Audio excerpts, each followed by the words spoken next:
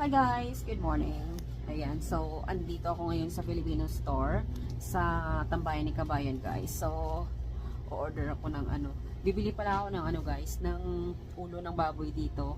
Tapos luto na siya, kaso medyo malambot kasi siya, hindi siya crispy. Pagdating dun sa bahay mamaya lulutuin ko na lang ulit. Ayan, so tignan nyo masarap to.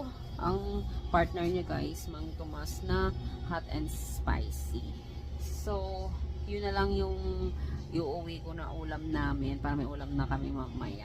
So, diretso kami ng Walmart ngayon.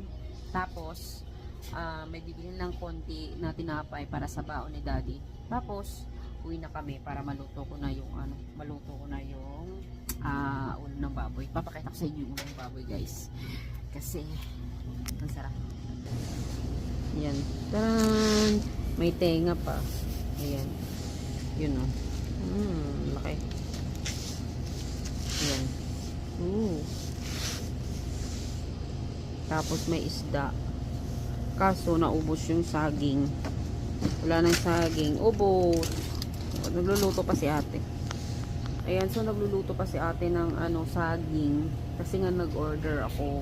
Pero so naluto kanina kaso nga lang naubos. So hintayin ko pa kasi nagluluto pa siya. Ayan. Pero itong ulo ng baboy iuwi ko na to sa bahay kasi nga para may ulam kami. Alam niyo naman guys, bibihira lang kami nakakatikim ng ganyang klaseng luto kasi nga ang hirap kasi luto niya sa oven, ang tagal, as in like matagal talaga. Pero ngayon mamaya pa naman yung pasok ko, so pagtatsagaan ko na lutuin siya doon para at least may ulam na kami.